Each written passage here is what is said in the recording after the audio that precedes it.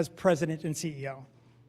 We are a privately endowed foundation, independent of any company or family, and we focus entirely on California. Our singular goal is a California where all low-income workers have the power to advance economically. This year, we will provide $156 million in grants toward that goal.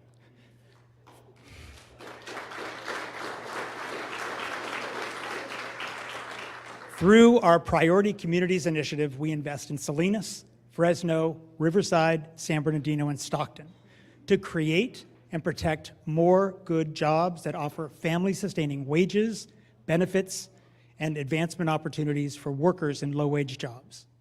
Salinas faces many of the same challenges that inland communities face, and its many assets represent the promise and future of California. I want to thank our partners in the region for the critical work that they are doing to support workers, their families, and their communities. Thank you to Zócalo Public Square for hosting tonight's event and others like it around California. These events are about what makes a good job, and that's something we think a lot about at the Irvine Foundation. Between 1/3 and 1/2 of all agricultural workers in the United States reside in California. The majority are undocumented.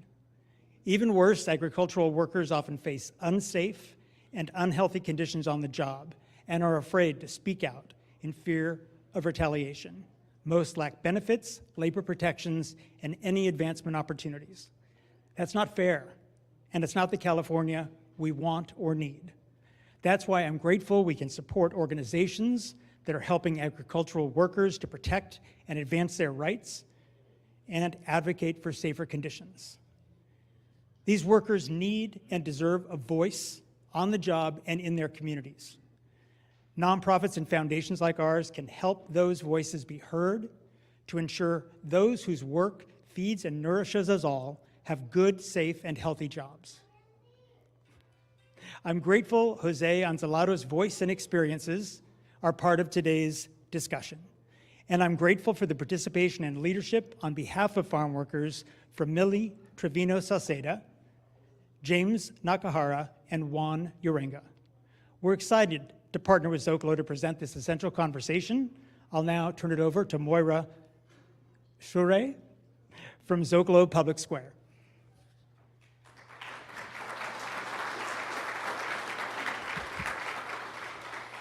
Good evening, everybody. I'm Moira Shuri. I'm the Executive Director of Zócalo Public Square, a unit of Arizona State University Media Enterprise. At Zócalo, our mission is to connect people to ideas and to each other. Everything we do is free, and everyone is welcome. We publish original writing and present conversations like this one, and we were founded in 2003 and are now celebrating our 21st year. You can find us at zocalopublicsquare.org on podcast platforms and YouTube, so please subscribe for our latest programs. It's so great to be here at Sherwood Elementary School in Salinas, California, to continue our series, What is a Good Job Now?, with the support of the James Irvine Foundation. The series focuses on workers in the low-wage sectors of California's economy in communities across the state. Through public programs and essays grounded in workers' experiences and realities, we explore how to make the hardest jobs more rewarding and make life better for those who do them. Tonight's program asks the question, what is a good job now in agriculture? Let me introduce our moderator, Rebecca Plevin. Rebecca reports on equity for the Los Angeles Times. Before joining the Times, she was an editor at the Fresno Bee, where she oversaw the bilingual Central Valley News Collaborative. She previously reported on immigration for the Desert Sun in Palm Springs and covered health for public radio station KPCC 89.3 in Pasadena. She grew up in the Washington, D.C. area and earned a journalism degree from Northwestern University. We have had to make a slight change in our program tonight. We are going to be showing you two clips from the documentary film East of Salinas and Beyond Salinas. However, we're going to be showing those clips at the end of tonight's program. I'm going to welcome our panelists onto the stage, and while they're walking up, I'm going to tell you a little bit about the film. The film takes us to the heart of the Salinas Valley to meet a bright fourth grader and his dedicated teacher, both of them sons of migrant farm workers. The story centers on José Anzaldo, who we're going to hear from in this upcoming conversation.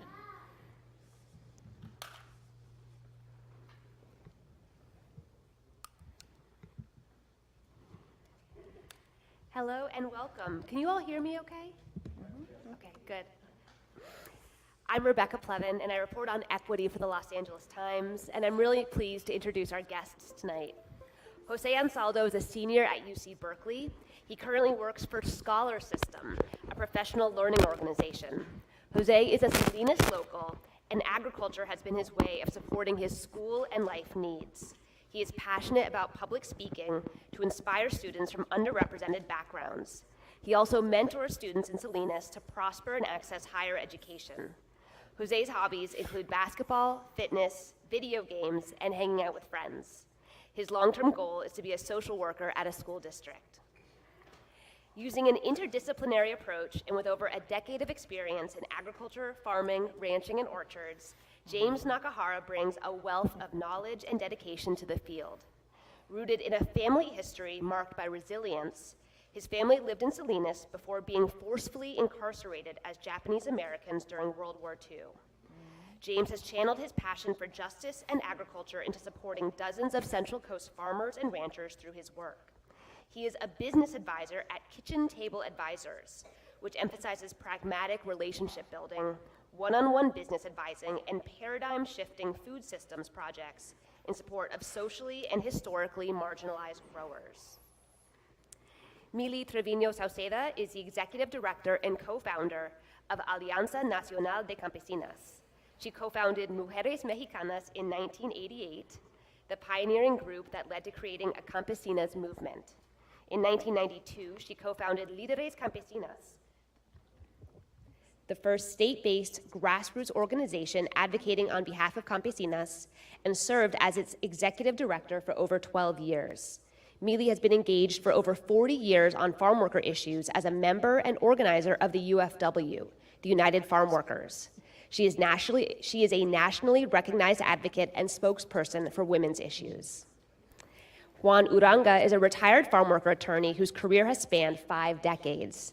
He started his career with California Rural Legal Assistance, where he was the director of the statewide Migrant Farm Worker Program, and later worked for U.S. Representative Sam Farr. For 20 years, he served as the executive director of the Center for Community Advocacy, an organization that advocates for farm workers. Juan has worked on multiple state and national political campaigns. He is married to California Senator Ana Caballero and serves on her political team. He was appointed to the California Coastal Commission in 2024.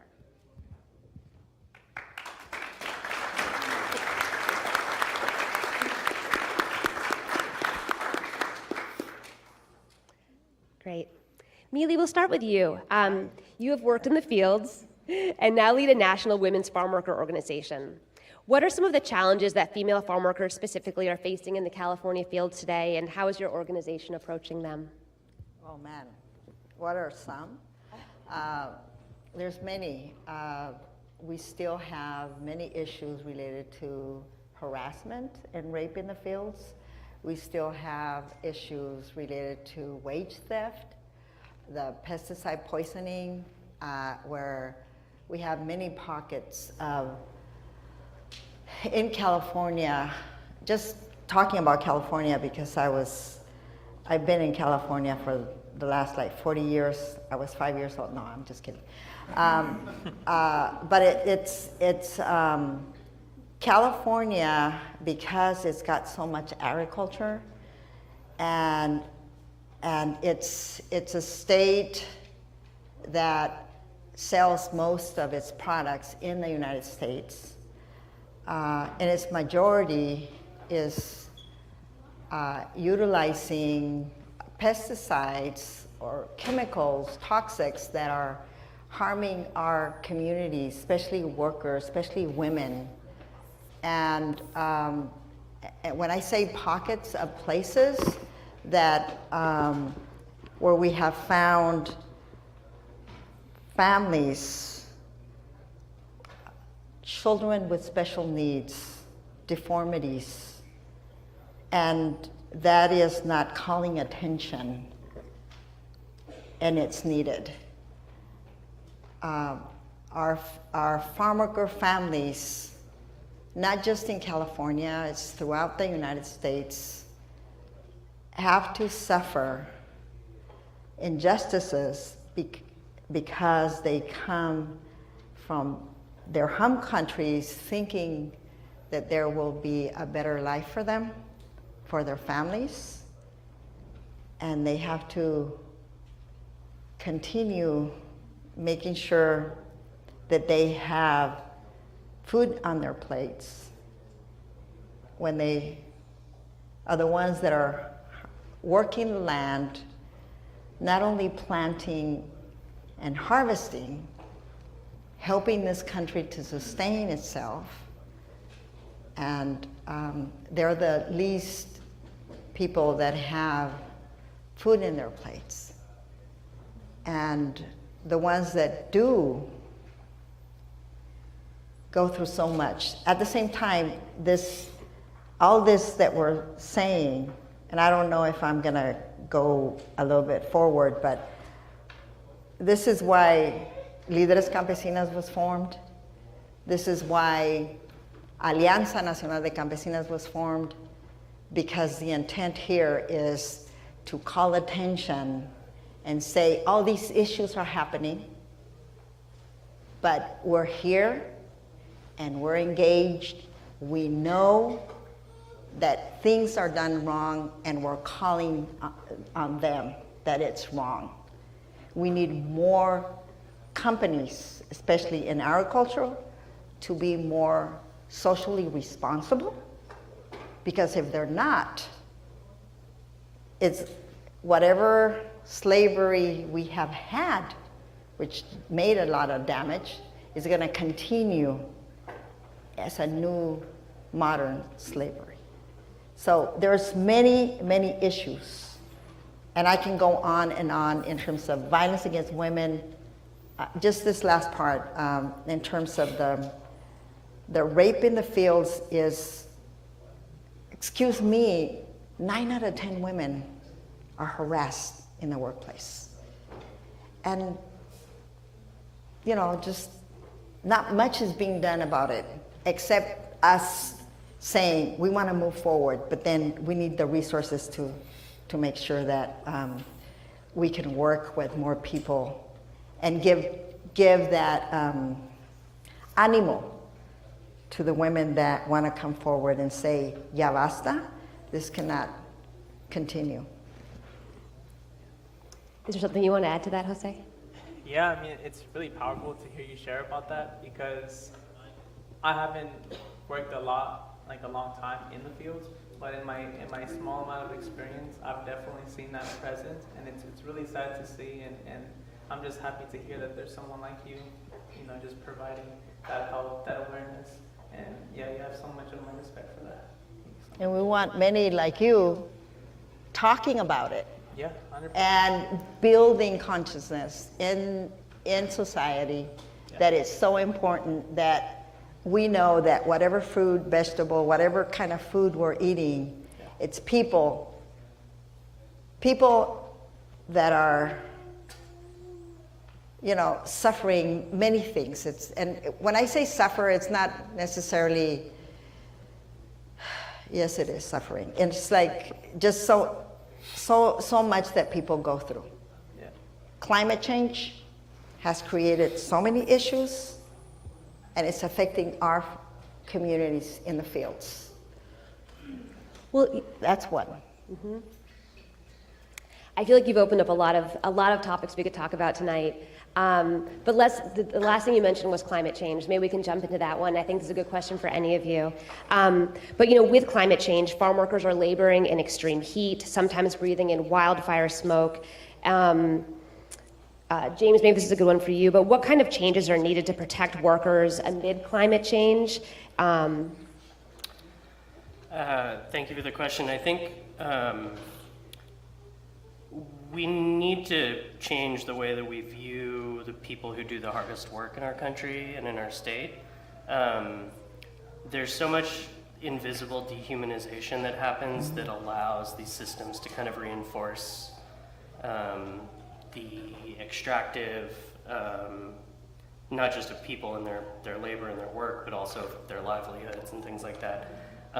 But in regards to climate change and consideration around that, I mean, the entire landscape of California could change dramatically in the next couple of 100 years.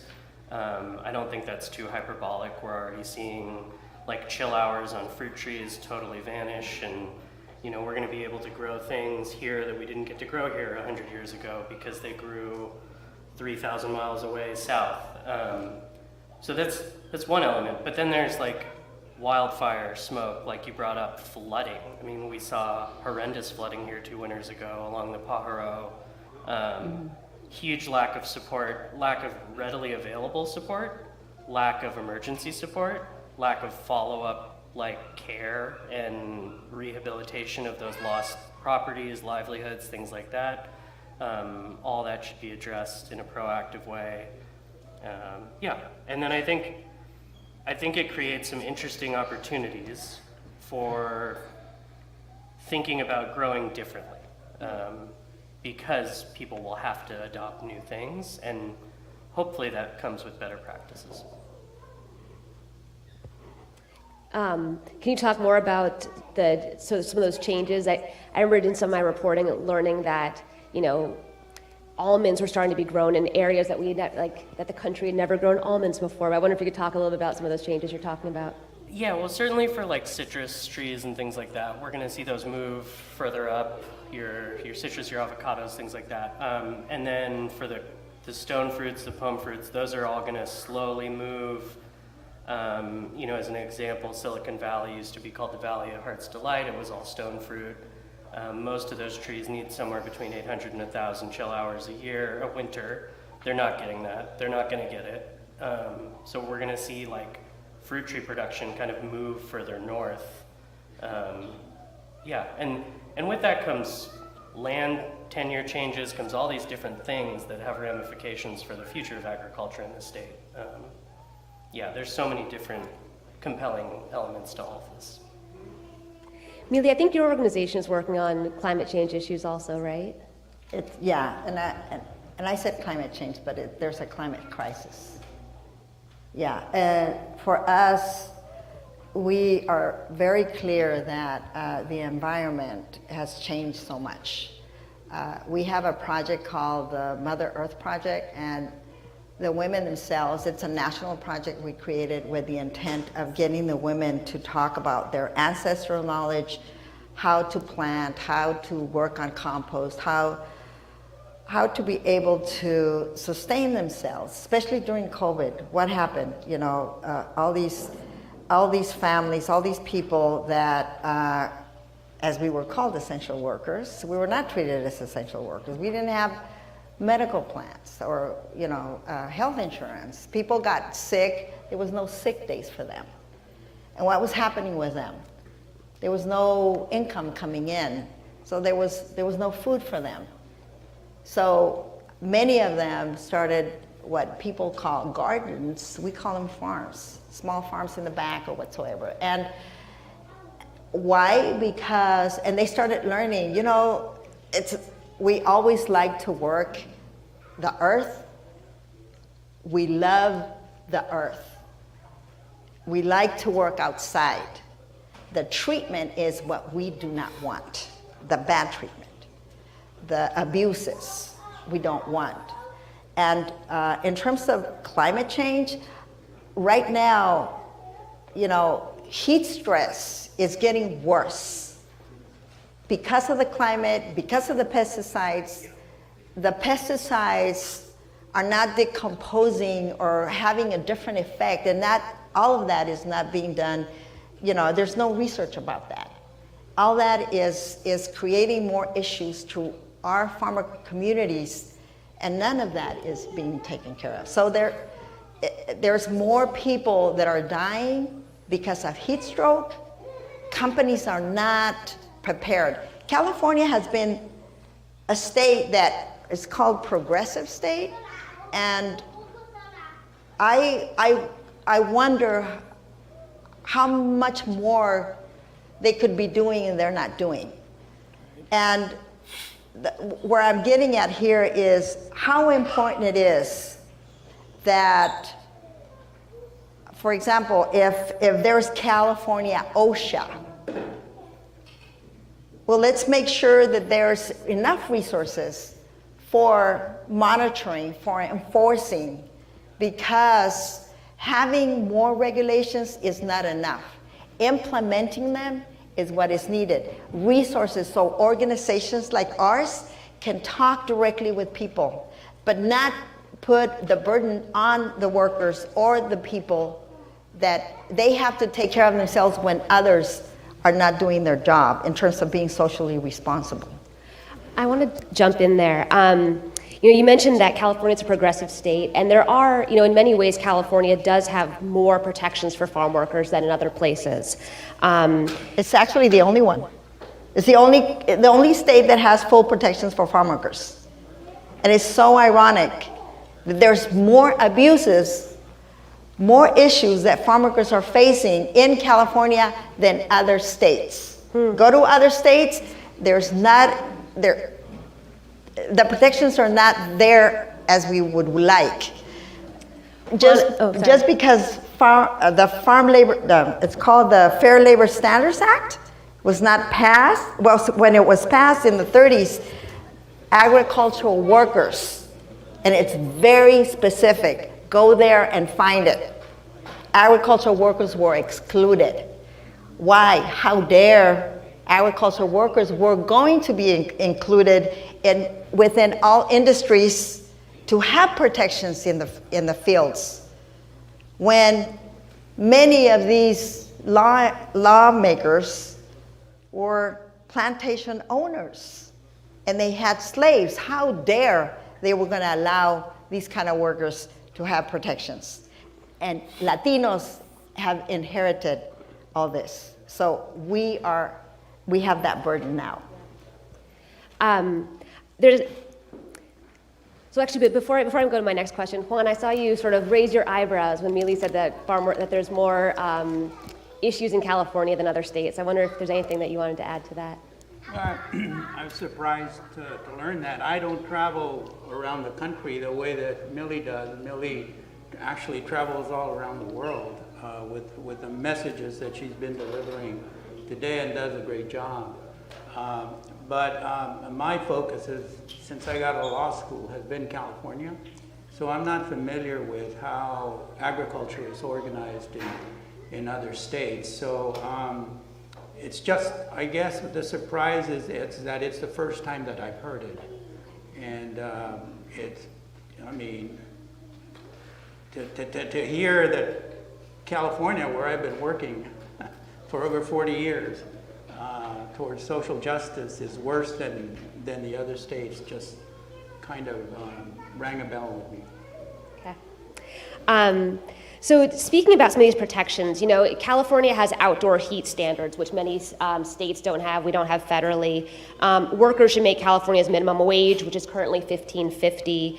And then farm workers have long been excluded from federal overtime protections. California extended these benefits to farm workers in the last couple of years.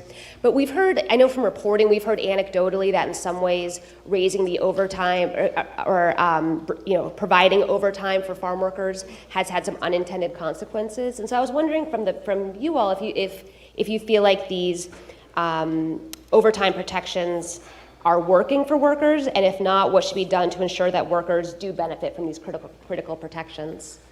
I mean, from my perspective, I think the solution is better wages, not better overtime laws. It's not unimportant. I think people, the structures of overtime is important, but people can't afford to live in the places where they're working. There's stories of people who have to commute sometimes 4 hours both ways to make a wage that, where they could find a place to work that paid well enough. And that's worth it. The economics of that makes sense. That to me is indicative of a huge problem with the system. many of the farmers that I work with need to create like on-site housing for their farm workers because they can't find it somewhere else. That is an incredibly fraught process. I mean, you've got really weird power dynamics already, but also a lot of times it works because it's the only workable solution to be able to do that. Absent some other, like, yeah, I think, yeah, I'll leave it there. Jose, do you want to add to this? Yeah, I mean, I completely agree because, you know, I haven't done a lot of work of agriculture myself, but I can definitely remember being paid about like $13 an hour, which is incredibly low. I didn't need it for a lot, right? I just needed it for textbooks. But when it comes to everything as a whole, I think about my mom. My mom who's been working in the fields for 15 years and has had to work extra hard just to be able to not only give us a place to stay, but provide us with the essentials that we need. And so that meant not just working in agriculture, but that also meant working another job on top of that because it was not enough to make a living wage, at least here in Salinas, right? And it's just really disheartening because that meant that I got to see my mom less. My siblings got to see my mom less. And if we had an increase in wage, it would definitely help with not only our living situation, but just students and kids like me to be able to see our families more often. That was really beautifully said. Thank you. Do either of you want to add anything either about the wages farm workers make or the overtime law? Yeah, I think, I mean, anytime you make substantial change to the relationship between grower and farm worker, growers are going to complain.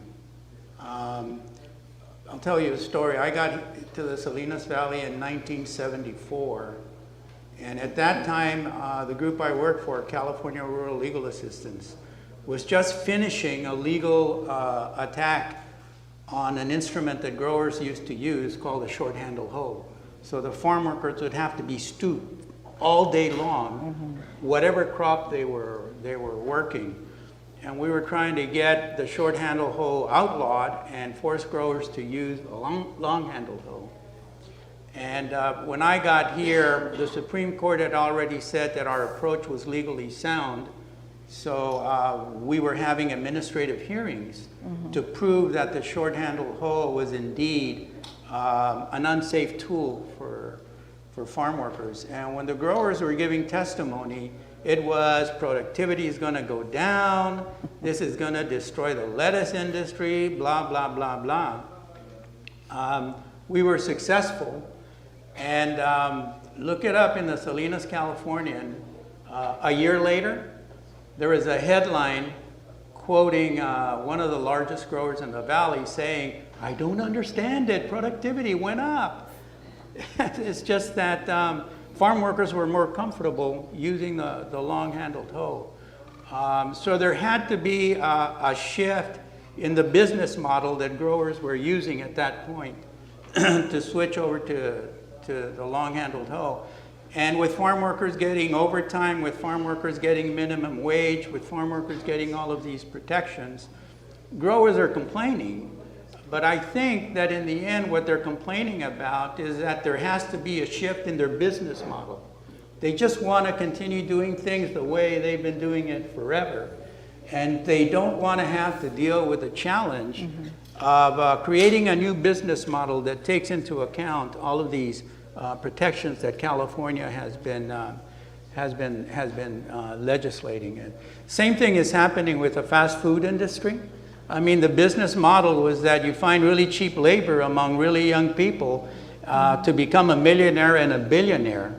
And what the law now says that, wait a minute, you've got to pay these people $20 an hour. What it means is that that business model where franchise owners can become rich off of real cheap labor doesn't exist anymore.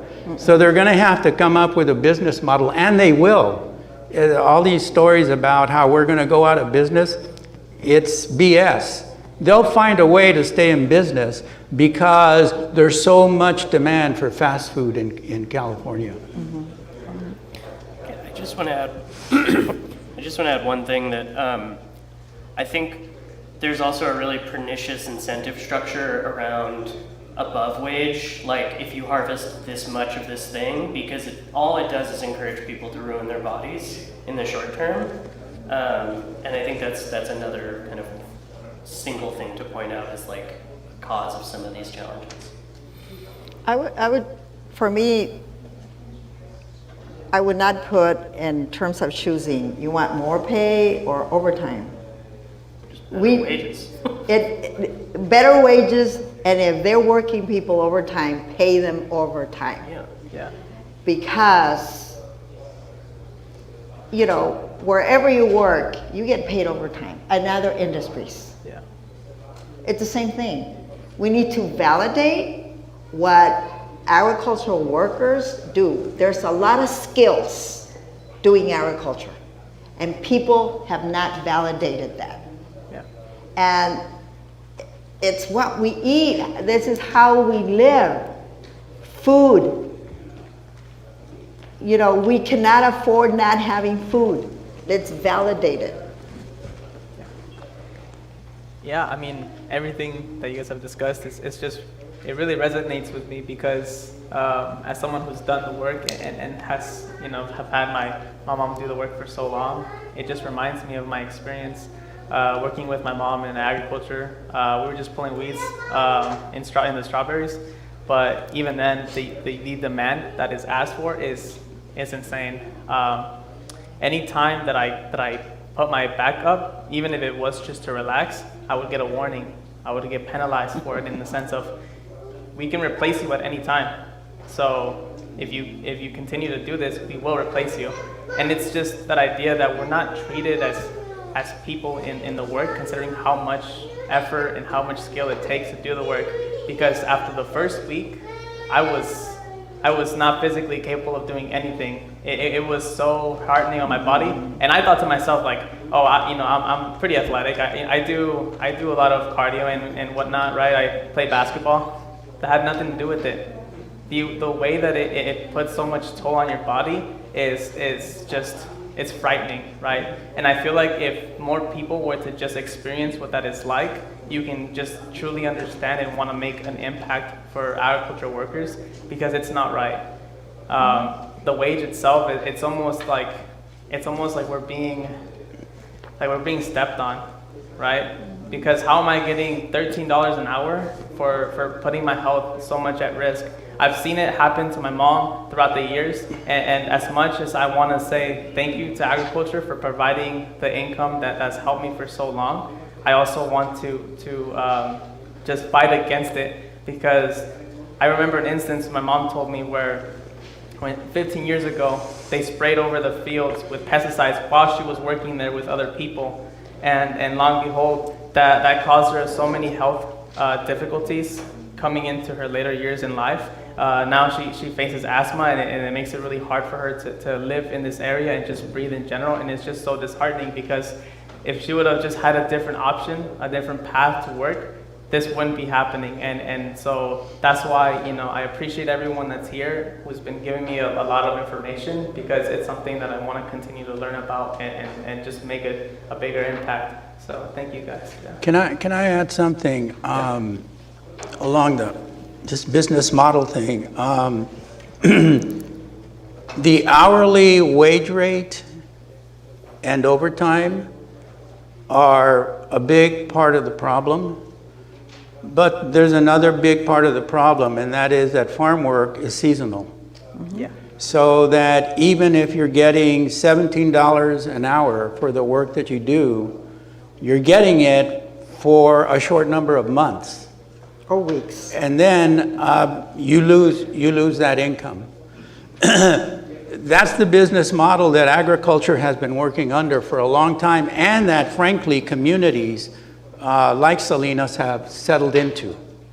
For me, the question arises, either you change that business model to somehow give farm workers work year-round, which is going to be hard to do other than in the packing sheds, or you insist that the communities that depend on agriculture for their sustainability become as active a partner in making things better for farm workers as are the growers. In other words, I think we need to get, I think communities have to get to the point where they say, wait a minute, the city of Salinas, the county of Monterey, has a role to play in all of this. It may be that because work is seasonal, we need to subsidize agriculture even more than we do. And I don't mean direct subsidies to the growers, but the county and the city should organize their resources so that they make a big push, for example, to provide affordable housing for farm workers. Then they don't have to do it alone. There's some growers that I've been in conversations with that are willing to contribute to such an effort.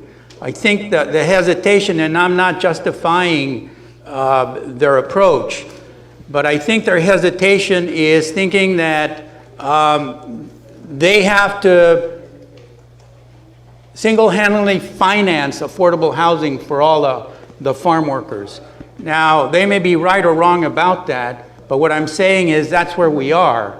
And it seems to me that the appropriate move now is for cities and counties, and maybe even the state, although the state makes a hell of a lot of money available for affordable housing, should say, look, just say we're going to subsidize agriculture in this way by building more affordable housing for farm workers, by providing more tutors in schools for migrants, stuff like that. I think we need to target how communities, what role communities have in making things better for farm workers, as well as what role the growers and the farm workers have. Do any of you want to add to that? No, I think it's good. Okay, great.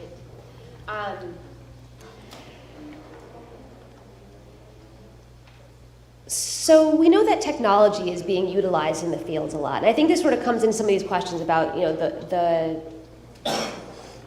the work. So I'm curious to know how, from what you see, technology is changing farm workers, and I'm curious to know how workers feel about these changes. I've been reporting a little bit on a program that's meant to, you know, train farm workers for these, you know, technological changes in the fields. I wonder what you all are seeing and hearing. Yeah, so I've actually had a conversation with my mom earlier about this, and she was expressing to me how technology is going to start to replace some of the workers, and it already kind of has, which is why I feel like it's so important to me to just help make an impact in the sense of education for this area of Salinas, because I know that there will be a point where there won't be enough work available for these families. So I think education would be a great route, and so but yeah, that's definitely.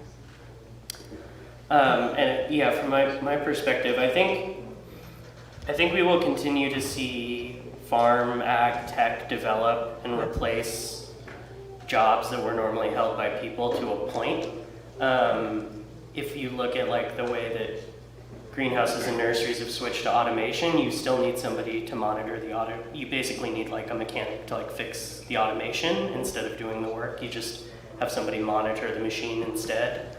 I could see pluses and, you know, there's pros and cons to that, but at the same time, the whole like tech movement that's happening towards like ag tech over the last couple of years, the ideologies are very different. Like farming is at least like sustainable, you know, it doesn't necessarily need to be certified organic, but like sustainable agriculture, regenerative ag is about observation, harmony, being slow, looking at things. And tech is like break things, move fast, go, go, go, no wrong answers. And what I have seen is that there's been a hard melding of those two things, where there's a lot of resilience from farmers to adopt, partially because they're also like, I employ humans who I care about, who are not just part of this bottom line profit calculation.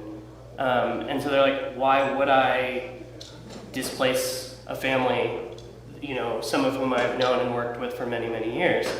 That's kind of on a smaller scale farm context. On the bigger scale, I think there will be more widespread adoption of these technological widgets that ostensibly make farming easier. Hey, don't get me started with this because I'm serious. We already know, at least some of us know, that many seeds are not mother seeds anymore that are being planted.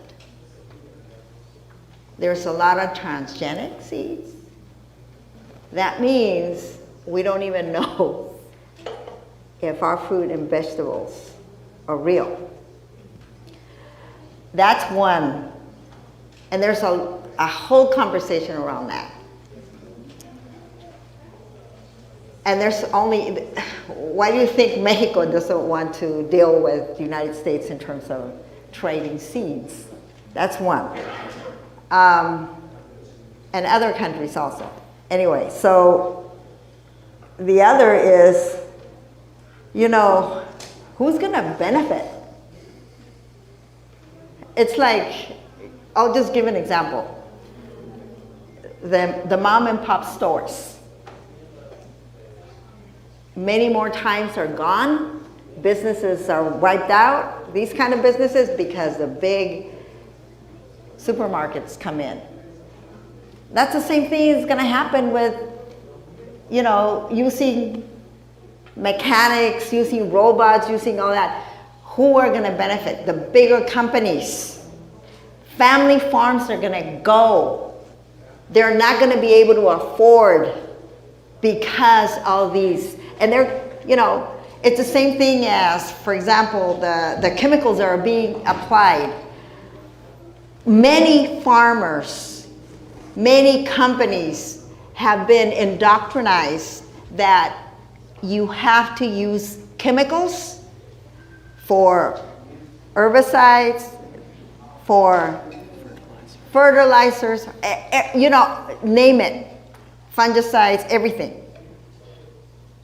We have projects that say the difference.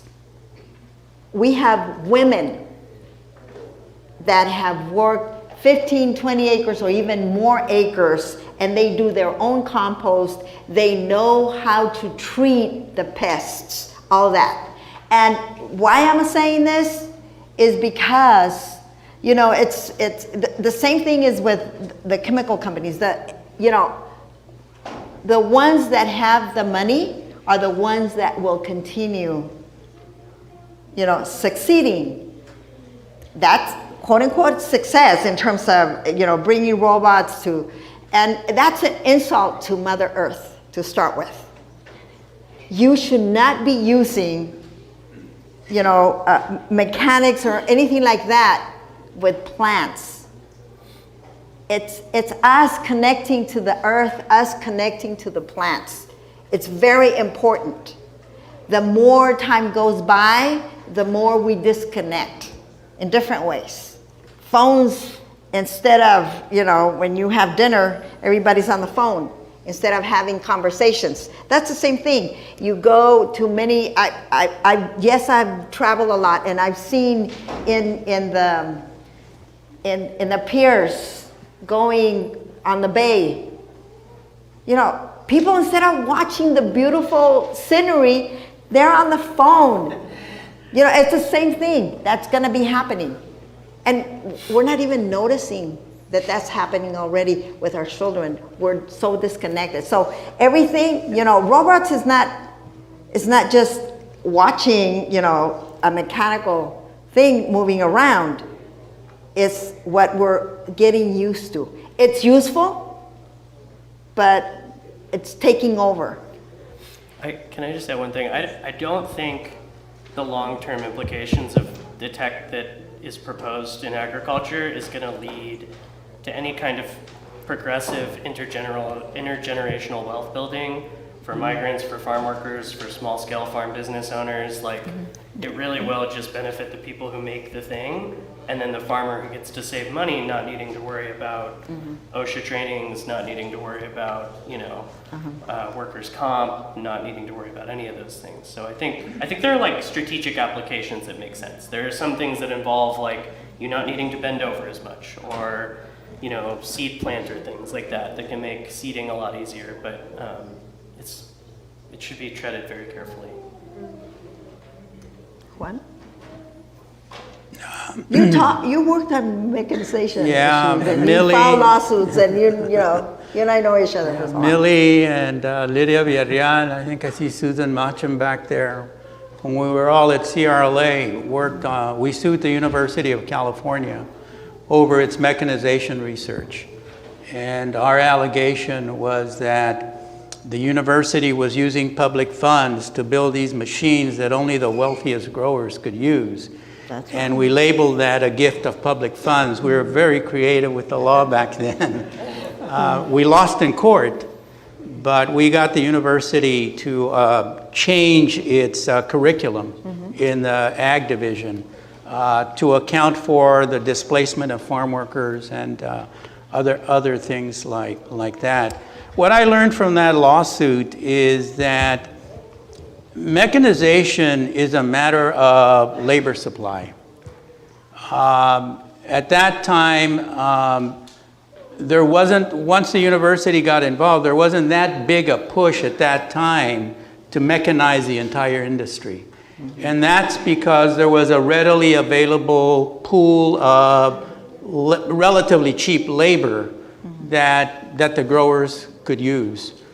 So it seems to me that if we want to avoid mechanization taking over the fields and taking over farm worker jobs, one place we should look is how, if that's what we want to do, one thing that we can do is how can we stabilize the labor force for the industry? And the industry knows how to do that, and it does it in ways that I don't like. This H2 program, I really don't like, where growers can go into Mexico directly and recruit farm workers to come and harvest the crops here, but those people can be here for only a certain period of time, and only while they work for the grower that recruited them. And that leads to a community where we basically have established a second class of citizens, you know? There's all the workers, and then there's farm workers. And yeah, those farm workers, they speak a funny language. They don't do what we do, but they're gonna go back to Mexico anyway. And I think that if there's a need for immigrants from Mexico and Central America, if the ag industry has a need for their labor, then those people who come should be allowed to stay. They should become permanent resident aliens, or they should become at some point citizens, but they should be allowed to stay, just like an immigrant who's recruited in India to go work in the Silicon Valley is allowed to stay. That's right. This whole idea of come here for a few months, we'll make use of your labor and then ship you back to Mexico, I think psychologically creates a really bad situation, not just for farm workers, but for Latinos in general. If you're applauding, I'm going to stop there. Juan, on that point, actually, it's the perfect moment to segue into question and answers. Yeah. And the first question we have from our online audience. If anybody in the room would like to ask a question, please line up right here, and the panel will be happy to take your question. So the first question, Juan, is exactly what you were talking about. It's about the visa program and its impact on local farm workers. Will the presence of visa-oriented farm workers stifle any hope for immigration reform? Well, you know, when we were going through the most vicious of the debates about whether immigrants are bad people or not, I kept expecting the industry to rise up and say, wait a minute, we have an entire industry in California and in the nation that is depending on immigrants. And I think the biggest growers in the Salinas Valley should have been up front saying that's not true. That's not true, and we need immigration reform. They didn't. In fact, if you look up the political contributions that the industry made during that period of time, it all went to Republicans who didn't want immigration reform and were saying bad things about the industry's workforce. Didn't make sense to me that growers wouldn't stand up and say that's not true. These people are hard workers.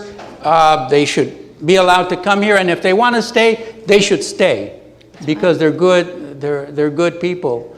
And that's a long way of saying yes. I think it does get in the way of creating a job situation for the farm worker community in the United States that is more valued.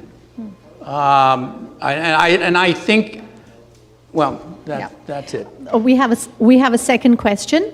And I think, Mily, this would be a question for you and possibly for James and Jose as well.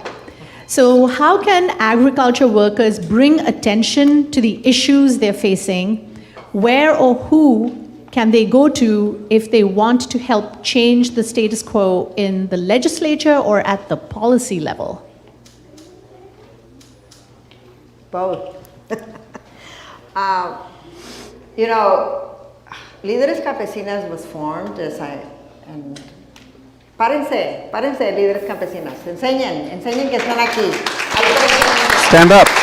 Let them know that you're here, that we have a presence. The Alianza Nacional de Campesinas. And I'm saying, these women have worked on policy.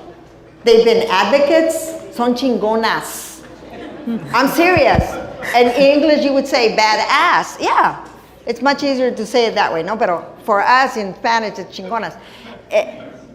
To change, the importance is to change policy, but also work on enforcing it. It's very, very important. Not just, I mean, we have laws, we have regulations, and I'm very proud to live in California. But the more I go to the Midwest, East, I find, oh my goodness. And the reason why, Juan, I said California has the most abuses is because California has the most agriculture. That's why. If you compare it with other states, yes. But the other states do not have to go by these kind of protections because the Fair Labor Standards Act did not allow it. So there's no overtime in most of the other states, much less the protections in terms of if you want to organize to bring a union or whatsoever to represent them. But I'm not here to talk about the union. I'm here to really talk about many things. And it's just, sometimes it's so hard to explain it. And maybe some of you have, what's it called, the earphones to, si hablo español pueden entender, ¿verdad? If you speak Spanish, you can understand, right? No me dejen hablar aquí. I guess. Don't let me talk here. Para nosotras, nomás para, voy a terminar. For us, it's just, I'm going to finish because I know that when they start with me, they're going to tell me, shut up now because Lily talks too much. But the policy is to help to create reforms that help, helpful reforms to humanity. The advocacy is to assure that what you're saying, what you're talking about is necessary, that it's necessary that it change, that to assure that we live in a safe, secure, healthy world with a lot of respect. I have met farmers that are good, socially responsible farmers. Yep. But many, many, many are not. Yep. Millie, I'm sorry if you think I'm on my phone No, no, texting go my ahead. friends. You know, I'm no, used to because being told we to shut are up. using our phones to actually get all of the Okay. questions from the internet. However, We want people we to have some collaborate here. questions in person right here. Please say your name. David Mancera. And my question, so Juan brought up some interesting points that I really appreciated. He talked about business model. And so when we think about models, we think about I think about our food system. And we've built a food system model on cheap labor, as Juan has shared with us. Which is very true. And to that point, it's made it cheaper for us as consumers to buy food. I mean, I don't know the statistics, but I understand that we pay the cheapest price for food relative to our income in the world. And so my question to the panel would be, how can consumers, us as consumers and all consumers, leverage that purchasing power to drive positive change in this food system? Thank you so much. James? If given some thought to this, I think when you see people shopping, I think there's two pieces to this. One is we need to make food way more affordable for the people who actually do all the farm work to harvest and grow and procure the food. The better prices we create, the more low-income people get excluded from access to that food. That's one paradigm. But the other one is that, like, we can't, sorry, I totally lost my train of thought after that one thought. Okay, go ahead, yeah. Juan? Yeah, okay. I know what you're going for. Yeah, it's like, we're all like, we want to talk about each one of these things for like 4 hours. Yeah, I know. We have another question. JC Gonzalez, and my question is, how can we provide a pathway for local families in Salinas Valley to own their own land?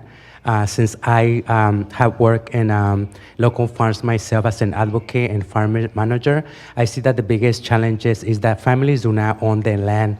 And also, how can we convince or invite more younger people to work in the agriculture if the wages are very low? Thank you. Thank you so much for your question. Would you like to take that question about young people? I don't know if I have any background experience for that question, for the land aspect of it, but in regards to your question was how to get more youth into agriculture, right? Yes. Well, honestly, I think it's just the outlook first of what the work is like. I've had conversations with friends of the idea of like working in agriculture just to know what it's like, and to them it's like, well, why am I gonna do so much work that will put such a strain on me for much less money than if I just applied to maybe a fast food, right? So I think what could help is maybe trying to bring more of that understanding to young folk of what it's like, so that they can better appreciate the community, right? I recently met some people in the Oakland area who came down to Salinas just for a program to have the youth try out the agriculture field and understand what the work is like. And I think that's so important, because afterwards it just gave them a sense of appreciation, right? Because it's like, wow, this is what these people do on a daily basis for such little pay, and it's just, I think that's something that can definitely help motivate them. Yeah. Can I add, we have an organization out of the 15, which now is 18, and we're in 20-some states. This organization is in Texas, and I am so proud about that one. It's called La Mujer Obrera. Even though their background is not being farm workers, the women, because they were displaced because of this trade agreement, we all know, many companies left, and even companies that had a union contract with workers, they just left and displaced. These women were able to, it took time, and right now they have a restaurant, they have 2 community farms, they have a child care center, and they have some apartments. And this is a whole it's called La Mujer Obrera, and what they're doing, talking about children, getting them involved with agriculture, the child care that they have every single week, they take the children to their farms. And we're talking about babies, we're talking about toddlers, we're talking about infants that are learning to plant, that are learning why the earth is so important and how important it is to take care of it. And now, because it's been in existence for the last like 20-some years, some of those children are helping us coordinate this national project. That's awesome. Isn't that awesome? You know, in terms of, and I said awesome just because you said awesome. Okay, anyway, so let's start our children in terms of, you know, yes, going to the fields to understand how burdened it is for farm workers to be there all day. You know, we did it. I started when I was 8 years old. I know what it is. 5. No, 5 is when I became more conscious about it now. But I worked in Idaho. Still right now, even EPA is finding and giving us reports because it's not necessary, well, there's a long story in terms of EPA. We have the last. Let me just finish. In terms of what we have found, it's very clear. In Idaho, there's a lot of child labor happening. Why? Because agriculture is the only industry that allows 12-year-olds working in the fields. You go to any other industry, it does not happen. Why? Because there's no fair labor standards. We have a question from the audience member. Hi, my name is Monica, and I'd like to go back to climate change and making the connection between long-term effects of labor on the body of the farm worker working in extreme conditions while we make those adaptations. We're seeing an increased long-term risk like strain on the liver from chronic dehydration and lack of recuperation of the body. Where do we stand in terms of bringing health benefits back to the farm work? Because my parents worked in the farm, and I remember they had health benefits back in the 90s, and at some point that went away. Thank you. Was that because of the union? Maybe. Anyone want to? I mean, I talk a lot. James, are you able to answer that? I actually, I remembered my thought from before. I wanted to answer the consumer question Go because ahead. I think it's important. And the housing, the secession thing. But we have all these labels: certified organic, local, natural, whatever. You know, and some of those labels have more meaning than others. They have kind of more behind them. We don't have a label that says this food was made without exploiting labor to get it. This food was made by somebody who's living below the poverty wage, like who has no place to live, has to change houses. Like, we don't label our food that way. I think if we did, people would shop differently. And so it's bringing awareness to consumers to think not just through like the quality of the food, but the quality of the human who touched the food, who planted the food, who grew the food, who drove the food to the grocery store, where there's a low-wage grocery store worker who's loading it onto the rack for you. And then just really quickly regarding land secession and tenure, to your question, it's a really complicated and nuanced, contextually, fascinating thing to think about. But the California Land Equity Task Force is working on solving that right now. And you can read all about the work they're doing, but generally speaking, in another year and a half, we'll have a set of policy recommendations for Governor Newsom to make land more equitable for agricultural and tribal communities in the state. Thank you. So the last question of the night is for you. Oh, yes. Awesome. Thank you. This question is for Jose. Yeah. What have you decided to do after you graduate from college? Are you planning to return to Salinas? And what thoughts do you have about that from fellow Berkeley alums in Salinas? What was the last part? What thoughts do you have from your fellow Berkeley alums in Salinas about returning here when you graduate? Yeah, so this is something that I've thought about for so long, from high school going into higher education. And I think the decision that I've came to decide is I definitely want to come back to Salinas. I don't know if my family wants to stay in Salinas, and I wouldn't blame them if they didn't, because my mom, she sacrificed a lot of time in agriculture, but she also sacrificed a lot of time out of her family. So I would completely understand if she chose to go back and just spend more time with her mom, right, as she should. I would like to spend more time with my grandma if things change, right, for me to be able to do so. But I think I still would want to end up here in Salinas because I've grown fond of my community here. It's like family. So I'm gonna take initiative once I graduate to just continue to give back to my community. And what does that look like? Well, for one, I want to make it more known what the experience is like living here in Salinas. People always ask me, what's Salinas like, right? People maybe out there in Berkeley or in LA, what's Salinas like? Honestly, great. It's great because the community is so strong here that I don't know if it's something that you'd be familiar with. Although we have a lot of issues and we've discussed a lot of them, the community here is really strong, and it's something that I definitely want to come back to.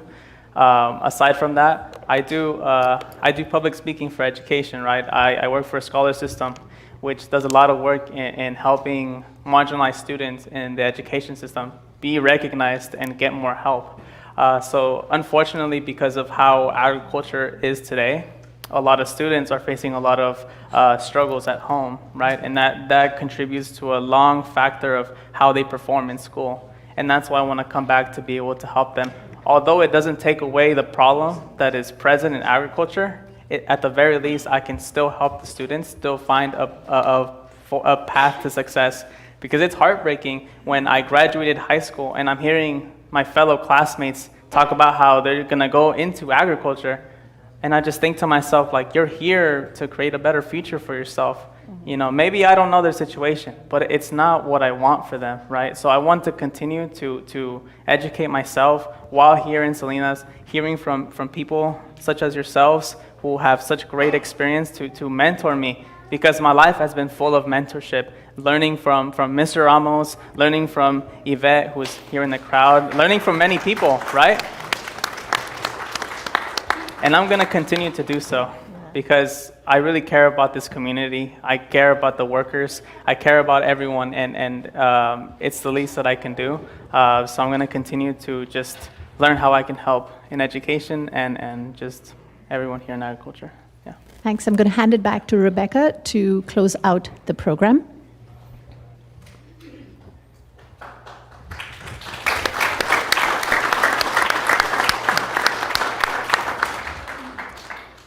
Well, it's time for us to close. Jose, James, Mily, and Juan, thank you for such a wonderful conversation. Thank you to Zócalo Public Square and the Irvine Foundation for presenting this program. You'll be able to find a summary of the program on Zócalo's website in the coming days, as well as interviews with our panelists. And please subscribe to Zócalo's newsletter, podcast, and social media for more great conversations. So we are going to see a few scenes, right, from East of Salinas, which is the documentary featuring Jose.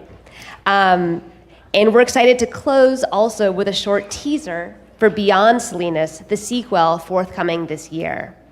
After that, please stay to continue the conversation at our reception, where we have food and beverages for everyone. Thank you again. Please give our guests another round of applause. Good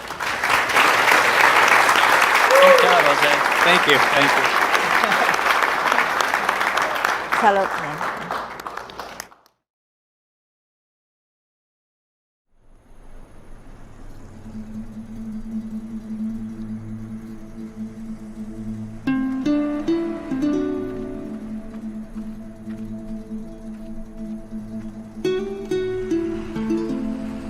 My name is José Anzaldo. I am 8 years old. I like to play and run. I like to study too. I like to add and subtract. I like to multiply and divide.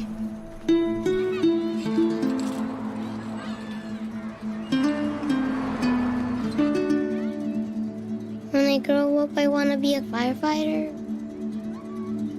or maybe a cop.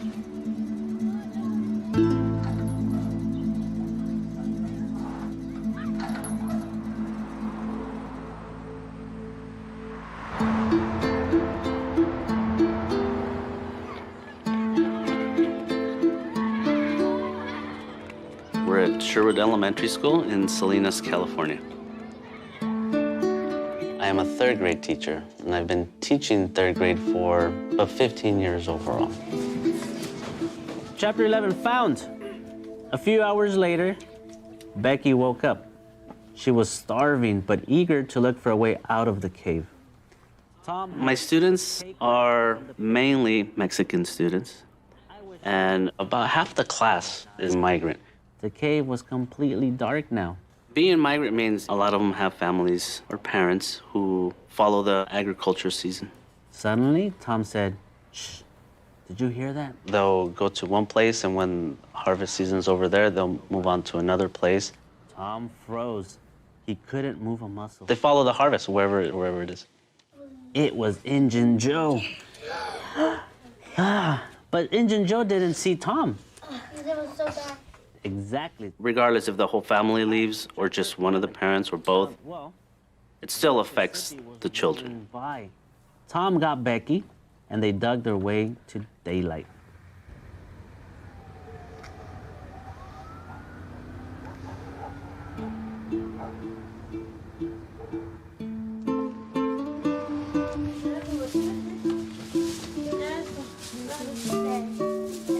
When I get up in the morning, I go and brush my teeth, get ready for school, and then my mom drops me out with a babysitter for the babysitter to wake me up at 6 o'clock.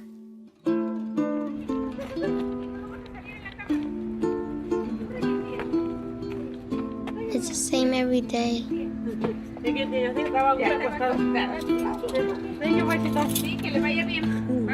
Bye. Todos los días me levanto a las 3 de la mañana.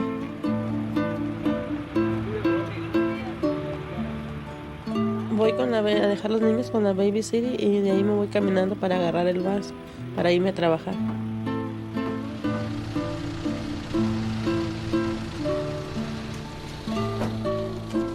Esas 10 horas trabajamos,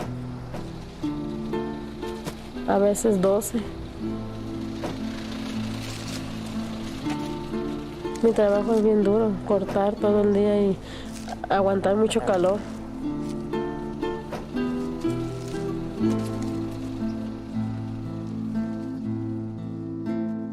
Yo ya tengo 3 años que llegué aquí, a los Estados Unidos. Pero no pensé que era tan duro.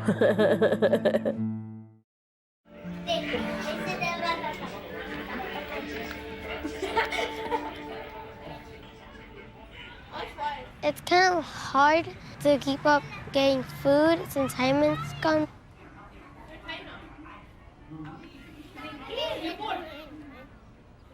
Sometimes we don't have nothing to eat and we don't have food for my mom to make like something to cook. So we have to sleep without eating until the morning until we go to school.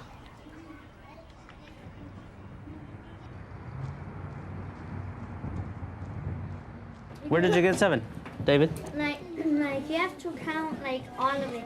You have to count all of them. Sometimes if you don't eat for a long time, your stomach starts to hurt and it starts growling or something.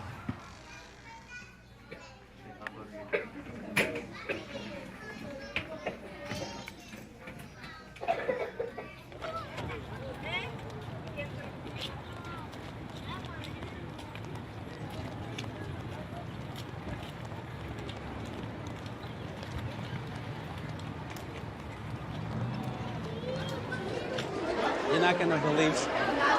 I forgot Anaï's last name. Avila? Is that your last name? Does she use another one? No hay ahorita, aquí no, en Salinas no. Aunque quiera no hay trabajo, hasta en abril. Sí, es difícil cuando Jaime se va y es doble gasto porque él paga renta allá y paga la renta aquí, biles y comida para los dos. Porque ha sacado en las caritas excelente y hoy sacó bien. Pues ya me siento un poco más tranquila porque ya está alguien que me ayude a pagar la renta, pero todavía es porque como me habían cortado mi luz, con lo que ellos me pagaron, pagué lo de la luz.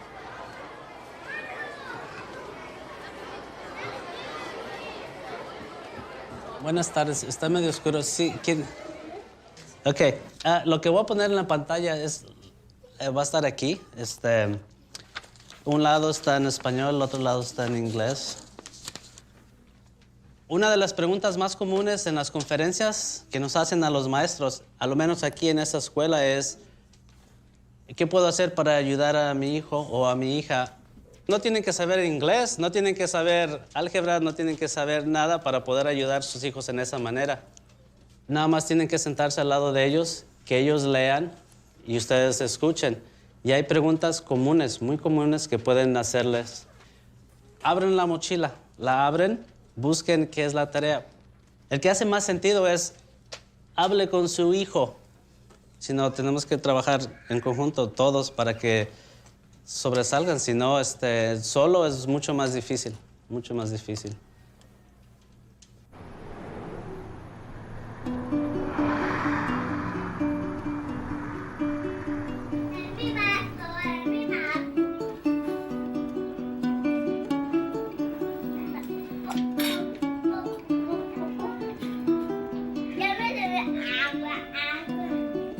Ahora que Jaime regresó, las cosas están más fáciles para mí.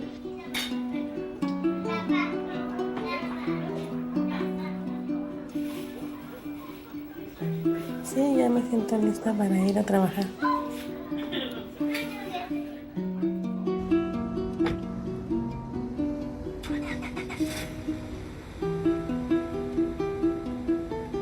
A veces duermo 4 o 5 horas ya.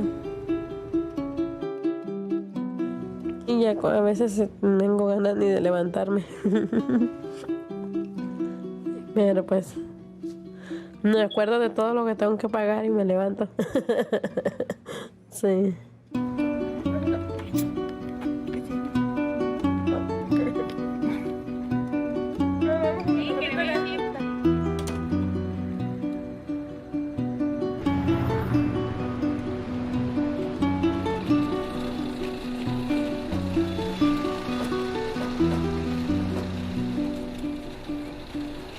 Tengo asma. Afecta en mi trabajo bastante porque no puedo hacerlo a veces igual porque me ahogo bastante.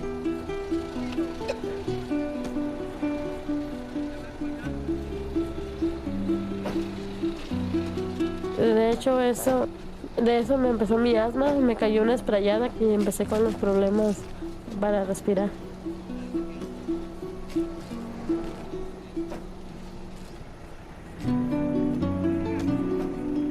Lo que me preocupa es que me enferme más y no pueda trabajar. Ahora tengo medical para Jamie y Daniel, pero para José y para mí no.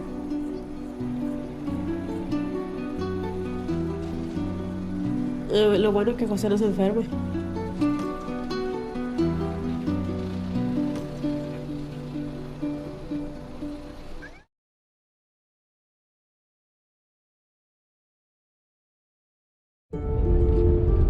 Bye, Salinas. Bye, Salinas. Great memories. Today, I'm just going to read you guys my essay for UC Berkeley.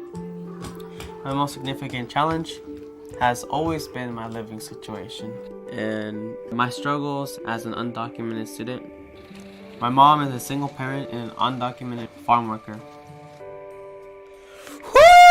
I got into UC Berkeley. I got the scholarship. All right. I leave behind the struggles that put me here. I'm sure it's going to be great. It has been my dream to go to college ever since my 3rd grade teacher took me to UC Berkeley. That was the first time I've ever been to a college. I saw a kid who also was born in Mexico, and that gave me hope that there's a way for me. The students he's competing against have every advantage in the book. We're gonna go to the dorms. But he'll just have to work twice as hard to succeed. I'm living the life that I've been hoping for and dreamed about for so long. I was surrounded by so many people feeling very happy for my accomplishment of getting into Berkeley. It overshadowed what it would take to get through Berkeley. Like Jose, I was lost in college. I felt like I was this peasant in some big, massive kind of castle where only royalty navigated those walkways. Being a first-generation student was pretty tough. I don't think high school really prepared me enough for college. I just didn't feel I was up to the same level as the rest of my students. I even questioned myself, like, you know, is Berkeley even for me? I think students who are first generation, when they come here, there's a big culture shock. It just takes me back to my own story of being the first in my family. And I remember how hard it was to just feel alone. This is just a way of kind of doing a collaborative, like, big group, casting our net. I think when I first started to see my grades slipping, there was like a mixture of emotions going through my mind. Maybe I got here out of a fluke. Maybe I don't belong here.